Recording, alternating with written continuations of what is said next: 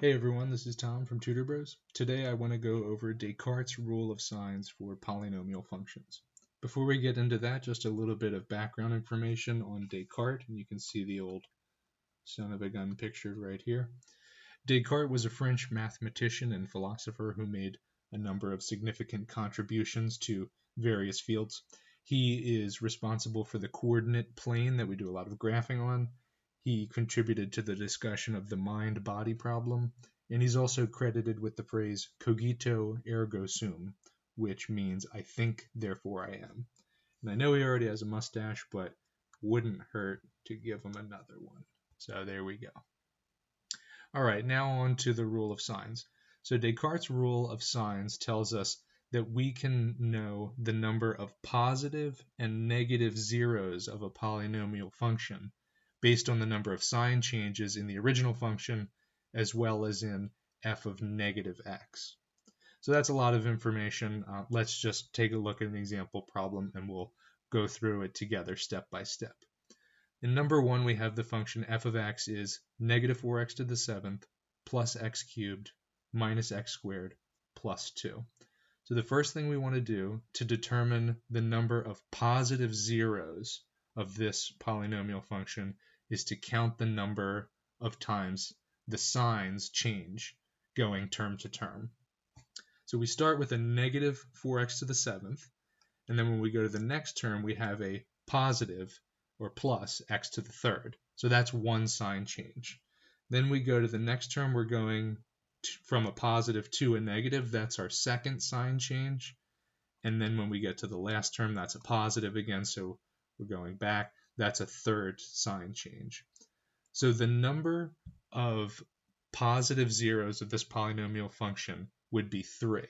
But that's not all. We also have to consider that the number could be 3 or it could be some even integer less than that number. What does that mean? It simply means that we subtract 2 from whatever our original number of sign changes is until we get down to either 0 or 1.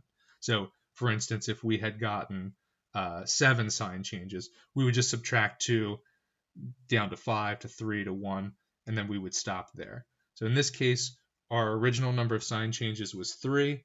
We subtract 2 from that, we also get 1. So there's two possible answers here. We could either have 3 positive zeros or 1 positive zero.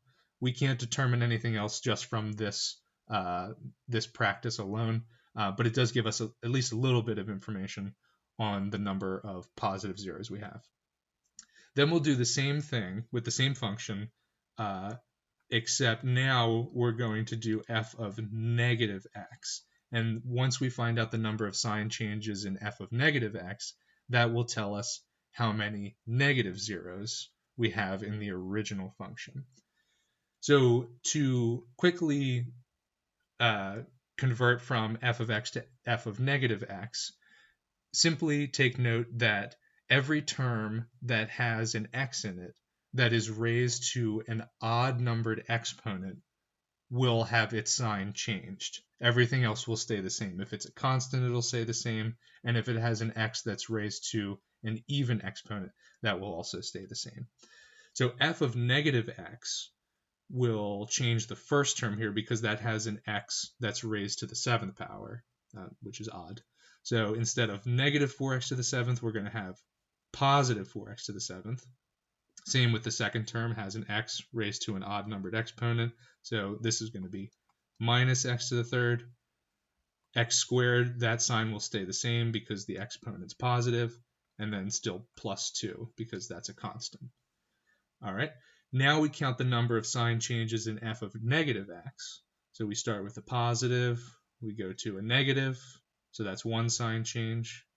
Go to another negative, there's no sign change there, so we don't count that. And then we go from a negative to a positive, that's our second sign change. So the number of negative zeros in the original function is going to be 2, or remember we have to subtract 2 until we get down to either 1 or 0, could also be 0. So just to reiterate, number of negative zeros in the original function f of x is either going to be 2 or 0. All right, and that's all there is to that. So with all that information in mind, let's do number 2 together as well. We start with f of x, count the number of sign changes. That'll tell us how many positive zeros we have for that function. We start with a positive, we go to another positive, no sign change, another positive, no sign change, nothing there, and nothing there. So we have no sign changes in f of x, which tells us that there will be 0 positive zeros for this function.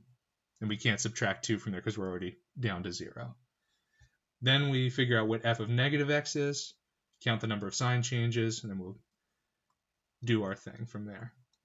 So f of negative x, remember that every term with an x raised to an odd exponent is going to change signs, so it's negative x to the fifth plus x to the fourth, that stays the same, even exponent.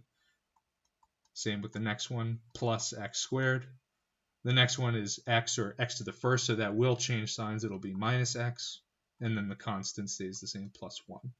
So then we'll count the number of sign changes again. We go from a negative to a positive, that's 1 sign change, to another positive, no sign change, to a negative, that's our second, and to a positive, that's our third.